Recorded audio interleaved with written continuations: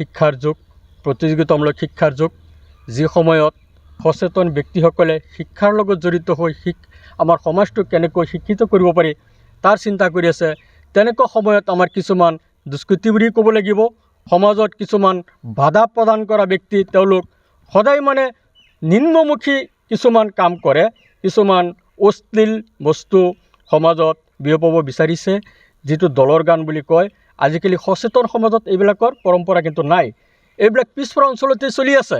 আৰু এইবিলাকক আমি জনামতেৰে দেখিছোঁ, গান বা যাত্ৰাটো এটা নাম মাত্ৰ, তেওঁলোকৰ মেইন উদ্দেশ্যটো থাকে অশ্লীল কিছু নৃত্য আৰু জুৱা মদ ভাং। এইটো আমি দেখা পাইছোঁ, যিটো সমাজৰ কাৰণে এটা বিৰাট কুপ্ৰভাৱ। গতিকে আমি এই ব্যক্তিসকলক আমি গৰিহণা দিছোঁ আমাৰ সমাজৰ তৰফৰ পৰা, আৰু তেওঁলোকক আমি সকীয়াই দিছোঁ। আগলৈ যদি তেনেকুৱা পদক্ষেপ তেওঁলোকে লয়, এইবিলাক ব্যৱস্থা কৰে, আমি সামাজিকভাৱে তেওঁলোকৰ ওপৰত আৰু বিহিত ব্যৱস্থা ল'বলৈ আমি বাধ্য হ'ম। এই ক্ষেত্ৰত আমাৰ উপৰোক্ত বক্তাই কৈ গৈছে, আমাৰ প্ৰশাসনক আমি কালি ধন্যবাদ দিব লাগিব, কাৰণ কচুৱা ভাৰপ্ৰাপ্ত মহোদয়ৰ সহযোগত প্ৰশাসনে যিখিনি সহযোগিতা কৰিছে আমি তেওঁক শলাগিছোঁ। আৰু আপোনালোকৰ মাধ্যমত আমি প্ৰশাসনক অনুৰোধ জনাইছোঁ, যাতে এইবিলাক কাম সমাজত নচলে, তেওঁলোকে যাতে সদায় দৃষ্টি ৰাখে, আৰু কোনে কোনে এই কামটো কৰিছে তেওঁলোকক যাতে শাস্তিমূলক কিছু ব্যৱস্থা গ্ৰহণ কৰে, তাৰ কাৰণে আমি প্ৰশাসনক অনুৰোধ জনাইছোঁ। আৰু আগলৈ যাতে আমাৰ সমাজৰ কোনো ব্যক্তিয়েই এইবিলাক দুষ্কাৰ্য সমাজত প্ৰচলন কৰিবলৈ চেষ্টা নকৰে, তাৰ প্ৰতি আমি তেওঁলোকক সকীয়াই দিছোঁ আৰু আহ্বান ৰাখিছোঁ। মই এটা আলোচনাত বহি আছিলোঁ, আকস্মাত শিমলগুৰিৰ পৰা কিছুমানো গৈ পেলাই আমাক জনালে, ময়ো শিমলগুৰিত জনালে যে আমাৰ ইয়াত ক'ৰ পৰা এটা অশ্লীল ভিডিঅ', ইহঁতৰ অশ্লীল নাট্য কিছুমান কৰে, এইবিলাক যাত্ৰা দল নে কি কয়, তেনেকুৱা এটা আহি পেলাই মোৰ ঘৰৰ ওচৰত তেওঁলোকে বনাইছে, জুকুটা গাঁৱত পেণ্ডেলত মোৰ ঘৰৰ ওচৰতে বনাইছে। যেতিয়া খবৰ পালোঁ, যেতিয়া আমাক খবৰ দিলে শিমলগুৰিৰ সচেতন ব্যক্তিসকল আমাৰ ওচৰত, আমি মিটিঙত আছিলোঁ, তাত গ'লে, যোৱাৰ পিছত আমি ওলামা ঐক্যমঞ্চ অসম নামৰ এটা আমাৰ সংগঠন আছে ওলামাসকলৰ, তেওঁলোকৰ সহযোগত আমি কচুৱা থানালৈ গ'লোঁ। আমি কচুৱা থানাৰ বিষয়াসকলক আমি অশেষ ধন্যবাদ এই কাৰণতে দিওঁ, তেওঁলোকক কোৱাৰ লগে লগে তেওঁলোকে এই বিষয়ত একশ্যন লোৱাৰ কাৰণে তেওঁলোকে প্ৰস্তুত হৈ গ'ল। লগে লগে আমাৰ লগত আহি পেলাই আমাৰ ৰাইজৰ সহযোগত, আমাৰ পুলিচৰ সহযোগত, ওলামা ঐক্যমঞ্চৰ সহযোগত এই বস্তুটো আমি উৎখাত কৰিবলৈ সক্ষম হৈছোঁ। কিন্তু দুখৰ বিষয় হ'ল এইটো যে এই মুহূৰ্তত, যিটো মুহূৰ্ত বৰ্তমানে হায়াৰ ছেকেণ্ডাৰী আৰু মেট্ৰিকৰ পৰীক্ষা, এই দুইটা পৰীক্ষাৰ কাৰণে আমাৰ মাননীয় মুখ্যমন্ত্ৰী ডাঙৰীয়াই কি কৰিলে, পঞ্চায়ত ইলেকশ্যন পিছুৱাই দিলে। আৰু সেই মুহূৰ্তত তেওঁলোকে যে ইয়াত ইমান ডাঙৰ এটা মাইক চাইক বজাই কিবা কিবি হাল্লা হুলস্থুল কৰি যে এনেকুৱা কৰিলে, এই বস্তুটোত আমি মানে আচৰিত পাইছোঁ। কিন্তু আমাৰ প্ৰশাসনৰ মানুহবিলাকে তেওঁলোকৰ পৰা পাৰ্মিশ্যনৰ কিবা আছে নেকি, সেইটো আমি কিন্তু বিচাৰি পোৱা নাই।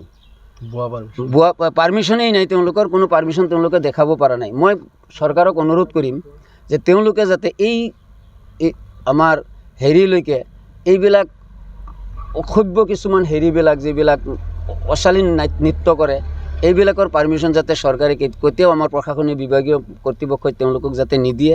আমিতো তাৰ বিৰোধিতা এনি টাইমে আমি কৰি থাকিম।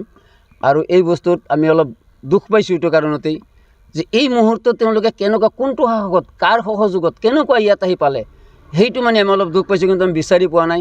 আমি প্ৰশাসনক অনুৰোধ কৰিম যে তেওঁলোকে এই বস্তুখিনি ভালদৰে চালি জাৰি চাই ধুনীয়াকৈ কোনবিলাক মানুহ এইবিলাকত জড়িত আছে তেওঁলোকক উপযুক্ত মানে এটা শাস্তি দিবলৈ আমি প্ৰশাসনক আমি অনুৰোধ কৰিম।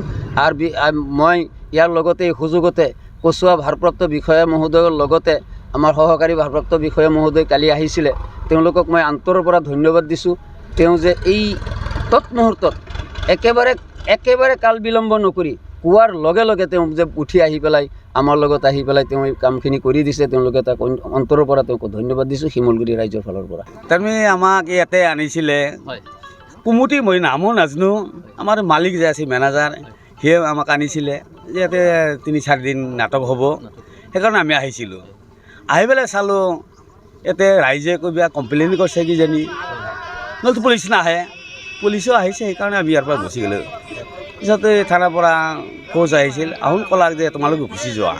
পিছত আমি ক'লোঁ যে ইমান ৰাতি ক'ত যাম, ক'লাক যে তোমালোকে ক'ৰবাত হ'লে আজি ৰাতিটো থাকি ষ্টেচনত যাই তোমালোকে বৰপেটালৈ গুচি যোৱা।